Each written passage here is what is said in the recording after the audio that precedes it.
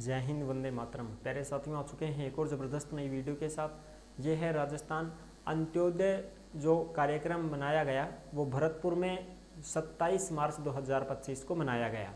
यानी कि ये कार्यक्रम चलाए जा रहे हैं राजस्थान दिवस के उपलक्ष्य के ऊपर।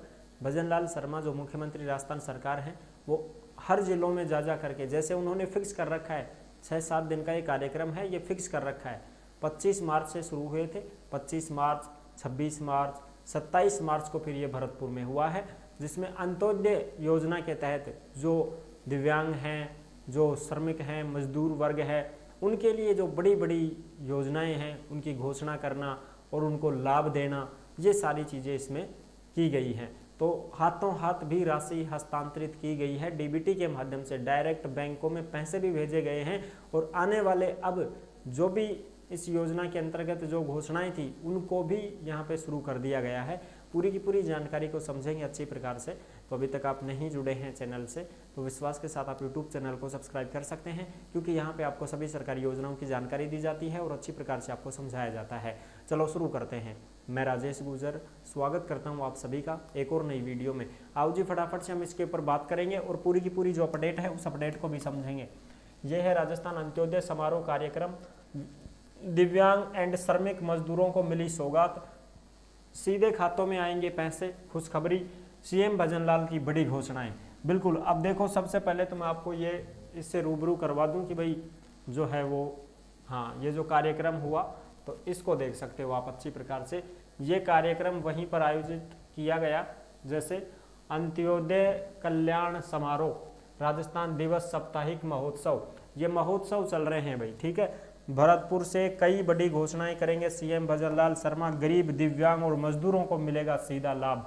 ये देखो अपने सीएम भजन लाल जी बैठे हैं और ये सारे मंत्री जो ये दिया कुमारी जी बैठी हैं, तो ये जो हैं ये तमाम यहाँ पे ये डोटास राजीव ये सारे बैठे हैं यहाँ पे, ठीक है जी। ये जो भी हैं यहाँ पे कार्यक्रम का आयोजन किया गया और भी हैं, ये देख सकते हो आप। अंत्योदय कल्याण समारोह राजस्थान दिवस का साप्ताहिक समारोह है, 27 मार्च 2025 12 बजे से पुलिस परेड ग्राउंड भरतपुर, यहाँ पे पुलिस परेड ग्राउंड भरतपुर में इसका आयोजन किया गया। यहाँ पे जो है बड़ी बड़ी घोषणाएं हुई थी उनकी भी बात करेंगे और भी जो अपडेट हैं वो भी आप यहाँ पे देख सकते हो। ये सारी की सारी अपडेट देखो। अंत्योदय कल्याण समारोह भरतपुर 27 मार्च 2025 को किया गया, ठीक है साहब। बिल्कुल जी। अब चलो अब हम सीधे मुद्दे के ऊपर बात करते हैं और जो अपने पास में सारी की सारी जो अपडेट हैं उनको देखते हैं। ये देखो भाई, ये लेटेस्ट अपडेट है जिसको आप देख सकते हैं। जो अंत्योदय कार्यक्रम हुआ उसमें किन किन योजनाओं की घोषणा की गई और किन किन के खातों में पैसे भेजे गए उसके ऊपर बात करेंगे सब। 28 मार्च 2025 राजस्थान दिवस कार्यक्रम भरतपुर में राज्य स्तरीय अंत्योदय कल्याण समारोह आयोजन हुआ। प्रदेश के 92,000 निर्माण श्रमिकों को 100 करोड़ रुपए की राशि ट्रांसफर की गई साहब।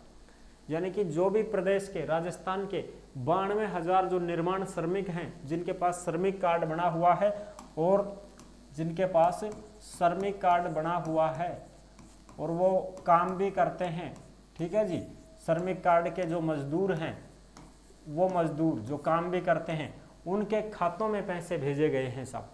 अब बहुत सारे ऐसे भी हैं जिनके खातों में पैसे नहीं आए होंगे, तो उनके भी खातों में पैसे आएंगे, चिंता का विषय नहीं है। आगे बात करते हैं, देखो और भी जो अपडेट है उसको देखो। भरतपुर जयपुर राजस्थान दिवस कार्यक्रम के तहत आयोजित अंत्योदय कल्याण समारोह में मुख्यमंत्री ने डीबीटी के माध्यम से 92,000 जो निर्माण श्रमिक हैं उनको 100 करोड़ रुपए की राशि ट्रांसफर कर दी है साहब।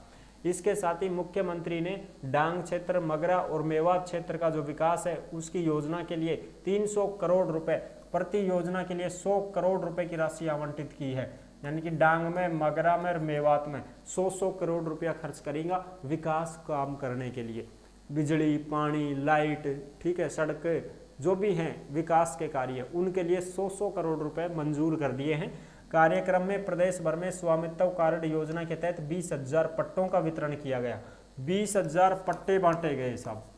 20,000 पट्टे वितरित, पट्टों का क्या हुआ, वितरण हुआ साहब। यानी कि पट्टे भी मिले हैं। 311 लोगों को डेयरी बूथ अलॉटमेंट मिला है माटी कलाकारों को विद्युत चालित चाक का वितरण भी किया गया है। यानी कि जो कुम्हार जाति के जो लोग हैं, जो भाई कुम्हार जाति के लोग हैं, कुम्हार जाति के जो लोग हैं जो मिट्टी का काम करते हैं, माटी कला, तो उनको क्या मिले हैं, उनको चाक मिले हैं सब। और ये चाक कैसे हैं सब, बिजली से चल वाला, देखता होगा न थे आंडी कुंडा लाओ कहते मुझे देखता हो, तो वो चाक चलता रहता है बिजली से, और उसी पर वो ऐसे ऐसे बनाते रहते हैं मटकी उठकी ये बनावी, है ना। अब गर्मी आ गई, अब मटकी लाओ, कोरी कोरी मटकी को ठंडो ठंडो पानी है, तो वो जो मटकी लाओगा ना, तो उन्हें देख जो वो चाक चालतो रहे, वो बिजली चलित चाक है, विद्युत चलित चाक बोलते हैं उसको। वो फ्री में दिया जी, फ्री में मिलते हैं वो। और उसकी वीडियो भी हमने पहले बनाई थी, ऑनलाइन आवेदन हुआ था, जिसमें लॉटरी के जरिए अगर आपका नंबर आ गया ना तो उसको मिलते हैं फिर वो चाक। वो माटी कला के अंतर्गत ही आता है, ऑनलाइन आवेदन करना पड़ता है मित्र से।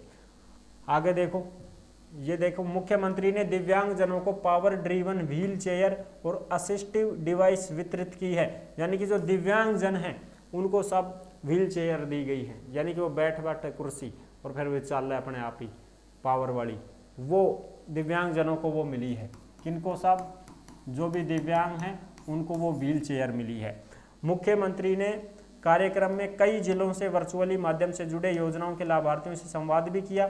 मुख्यमंत्री हेलीपैड से सीधे MSJ कॉलेज गए, जहां उन्होंने अपने पुराने सहपाठियों से मुलाकात की। हेलीपैड से उतरता ही हेलीकॉप्टर से आया, हेलीपैड से उतरता ही सीधा कॉलेज में गया। आखिरी पंक्ति का व्यक्ति आत्मनिर्भर होना चाहिए, CM साहब बोल रहे हैं। और ये जो भी अपडेट आती है ना साहब, ये अपडेट आपको टेलीग्राम के ऊपर देखने को मिलेंगी।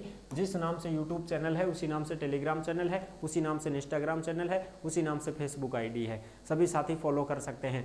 और टेलीग्राम के ऊपर आपको सरकारी योजना से संबंधित जो भी अपडेट आती है, जो भी योजना आती है, उसकी सीधी की सीधी नोटिफिकेशन हो, चाहे खबर हो, चाहे कुछ भी हो अपडेट, वो सीधी टेलीग्राम पर डाली जाती है। तो आप सभी साथी टेलीग्राम को जरूर ज्वाइन करें।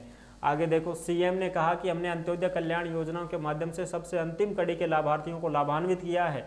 जब तक आखिरी पंक्ति का आदमी आत्मनिर्भर नहीं होगा तब तक विकास अधूरा ही रहेगा। उन्होंने कहा कि पंडित दीनदयाल का अंत्योदय सिद्धांत मार्गदर्शक है। समाज के अंतिम व्यक्ति का उत्थान होना चाहिए, कि भाई हर व्यक्ति तक लाभ पहुंचना चाहिए। ऐसे नहीं कि सब आगा आगा का लाभ मिल गया और पीछा का पड़ा रहेगा। हर अंतिम छोर तक हमें लाभ पहुंचाना है सरकारी योजना का। पूर्ववर्ती सरकार ने युवाओं के साथ किया विश्वासघात, जेल में फोन मिलने पर जेल प्रशासक के खिलाफ हो सख्त कार्रवाई। CM साहब ने कहा है कि भाई जेलों में फ़ोन नहीं होना चाहिए, क्योंकि जो कैदी होते हैं उनको बहुत सारी ऐसी सामने आई हैं बातें कि कैदियों को भी मोबाइल फ़ोन रखने की इजाज़त मिल जाती है जेल के अंदर। तो ऐसा नहीं होगा, सख्त कार्रवाई होगी। ठीक है साहब, जेल में ही जो आदमी गयो तो अब उन तो दुखी रखना पड़ेगा ना साहब, वो कहें सुधरेगो। फिर दौसा में 500 लोगों को पट्टे वितरित किए हैं। दौसा में अंत्योदय समारोह में निर्माण श्रमिकों के बच्चों को 2.67 करोड़ रुपए की मिली छात्रवृत्ति। जो भी निर्माण श्रमिक कार्ड वाले मजदूर हैं उनके बच्चों को छात्रवृत्तियां मिल चुकी हैं, पैसे भेज दिए गए हैं उनके खातों में, और जिनकी छात्रवृत्तियां नहीं आई हैं उनको भी मिल जाएंगी। और 500 लोगों को पट्टे बांट दिए गए हैं। ये देखो, ये पट्टे ही हैं ये।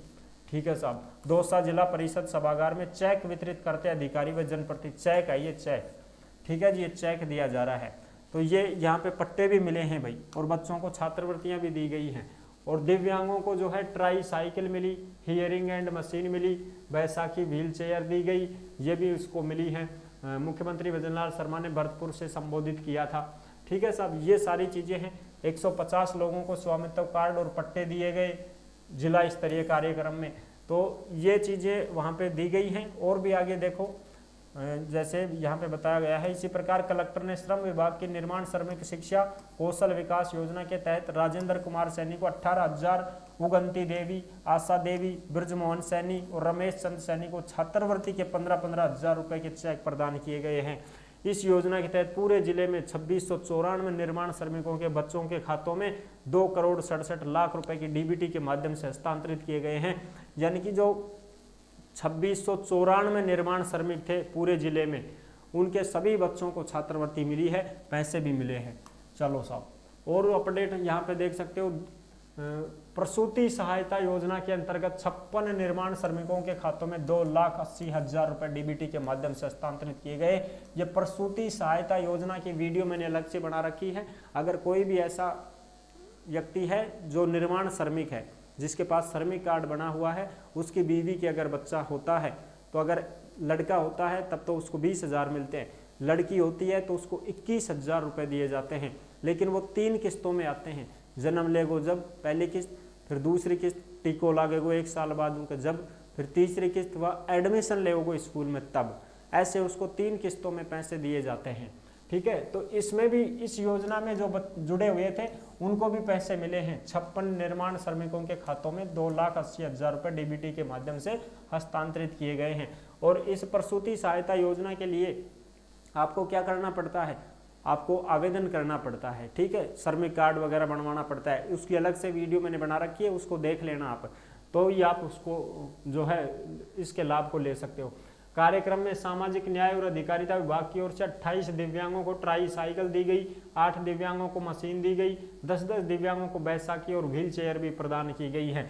ये सारी की सारी चीज़ें यहाँ पर सभी मौजूद थे। नीलम गुजर, ब्रजमोहन मीणा, अधिकारी राकेश कुमार मीणा, ये सब यहाँ पर मौजूद थे भाई। तो ये है पूरी पूरी जो अपडेट जो मैंने आपको अच्छी प्रकार से समझा दी है। आई होप आप अच्छी प्रकार से समझ गए होंगे, सारी जानकारी क्लियर हो गई है।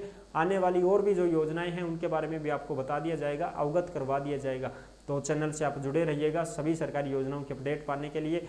लगातार हम आपकी सेवा में तत्पर हैं। तो फिर मिलेंगे नेक्स्ट वीडियो में, तब तक के लिए सभी प्यारे साथियों को जय हिंद, जय भारत।